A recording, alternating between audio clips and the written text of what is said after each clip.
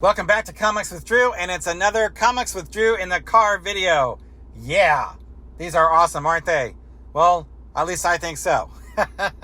Today's a banner day, though. Today is a phenomenal day, and the reason why it's a phenomenal day is because Elon Musk has bought Twitter. You may be thinking to yourself, why is Comics with Drew talking about Elon Musk buying Twitter?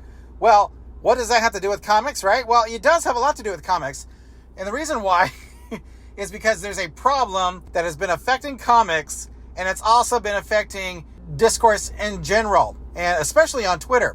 So today, Eric J. Larson of Savage Dragon fame from Image, he's one of the founders of Image Comics, big deal in the comics industry, guys. He actually left Twitter. So a couple of weeks back, when Elon had gone and bought like 9% of Twitter, Eric Larson comes out and says, I just don't know what's going to happen, and I just can't deal with Elon Musk coming on and buying Twitter and changing anything about Twitter.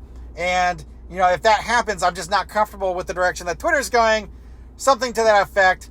And then he says, if the day that Elon buys Twitter, totally, I'm going to close my Twitter account and I'm going to delete my account and leave Twitter. So, well, what happened today was Elon bought Twitter.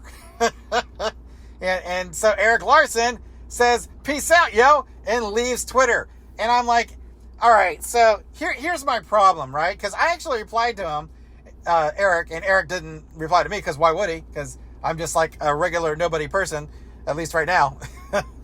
But I said to Eric, what do you stand to lose from Twitter being more open and free? And he never replied to that. And the reason, and he didn't really need to reply to it, because it's almost like a rhetorical question for me. The problem here is that we have a lot of people who cannot tolerate somebody else having a different opinion than what they have. And that's bad. That is bad for everyone. Because what you want is if you want to believe something, right, and you want the truth about something, what you need to be willing to do is you need to be willing to talk to other people and engage with other people who have a differing opinion of you. That doesn't mean that those people are right. That doesn't mean that you're not right and that you're wrong. It doesn't mean anything of the sort. What it does is it allows you to better refine your arguments for what you believe. So, with that being said, the issue here is that a lot of creatives seem to have this attitude, especially in comics recently, that if you don't agree with me politically, then you don't deserve to have a job. And a lot of people, especially on the hard left, have this attitude that if someone does not believe exactly the way that they believe on everything in the world, that those people should be deplatformed, they should be kicked out of their jobs, and they don't deserve to even eat. They don't deserve to be able to make any kind of money. They don't deserve to be able to have any kind of life, and they deserve to be completely destroyed because they don't believe what I believe about any particular topic. Take your pick, whether it's politics, whether it's gender ideology, whether it's Batman versus Superman, whether it's Coke versus Pepsi. These people have gotten it into their heads that anybody that has any kind of differing opinion from them deserves to be utterly, completely destroyed. So, going hand in hand with that today, Chris Pratt, who happens to be a born-again Christian and outspoken about it in Hollywood, which is a very rare thing these days, he said that he was a Christian, and a bunch of these lunatics came after him saying that he's a homophobe, okay? I'm going to explain something to you people out there. Being a Christian does not make you a homophobe. Actually, being a Christian, according to most people, because I was raised this way, being a Christian means that you love other people. It does not mean that you endorse everything that everybody does. It just means that you don't hate human beings. You don't hate other people. And the reason why is because you, like everybody else, are a sinner. That's the whole point of the Christian faith. Now, whether you believe that or not is totally immaterial. But the fact of the matter is that these people are coming after Chris Pratt, and Chris Pratt is like just being Chris Pratt. He's not being mean. He's not yelling at anybody. He's not telling you to vote one way or another. He's just doing his Chris Pratt thing.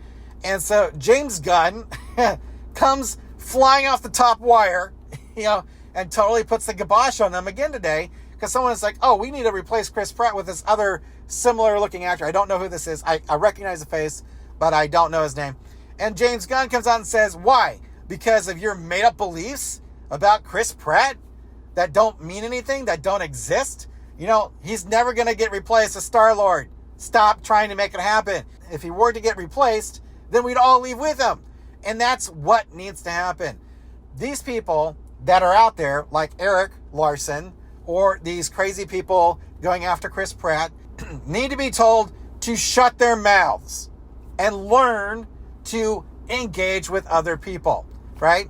Actually, let me back that up. They don't need to have their mouths shut. They can talk about what they want to say. That's great. The problem is they don't get to destroy other people because those people don't 100% agree with them about everything. So comics, again, to bring this all back, comics over the last 5-6 years has gone through this thing where you have a bunch of people stabbing people in the back because somebody voted for a Republican, all right? I don't care if you don't like Donald Trump and someone voted for Donald Trump. That doesn't mean that that person's bad. Guess what? There are many reasons why someone would vote a particular way or another way in an election. It's not all about this person's bad. I will tell you personally that I have voted for many people that I did not personally like. I did not like a lot of things about them, but I voted not necessarily for them, but against the other person, okay? And that's a perfectly valid reason to vote the way you're voting. So Twitter, finally, with Elon buying Twitter, is gonna hopefully make things a little bit more calmed down, a little bit more open, and a little bit freer. And this is important because you cannot be a successful creative person if you're trying to push the envelope and you're getting shut down by people who get their fifis hurt because they don't like something that you said. So creatives ultimately need to be happy that, you know, there's greater freedom on a platform and in the town square. Twitter likes to talk about how it's the public town square, but they keep trying to shift this Overton window to this one direction and making it smaller so it excludes more and more people until it gets to just, 3 people that are Tumblr refugees that have made it to Twitter and have decided that the entire world needs to believe exactly like they do. So, by the way, if you're not familiar with what the Overton Window is, basically the Overton Window is a reference to what's acceptable to say, what's acceptable thought. And if you have been shifted outside of that, that means that what you believe is no longer acceptable to society. And we have got to stop trying to close that window, right? So that's really all I had to say. Eric Larson bails on Twitter because he can't handle other people saying things that he doesn't like. Now, one other thing, people like to say, well, what about all the hateful other people? Well, here's the point. There are people who are asses. There are people who are mean. There are people who are evil. This is correct. But that does not mean that you can just take some title and then copy and paste it and stamp it on other people that you don't like. And that's really what's happening here. So Twitter's not going to all of a sudden be a free-for-all for the Klan, okay? It's not going to be a free-for-all for, Antifa. That's not what Twitter's going to be. Twitter is going to be just a little bit more open and more free, and more mainstream opinions are going to be able to be had there. A big problem with Twitter has been opaque bans, like ban hammers dropped on people with no explanation.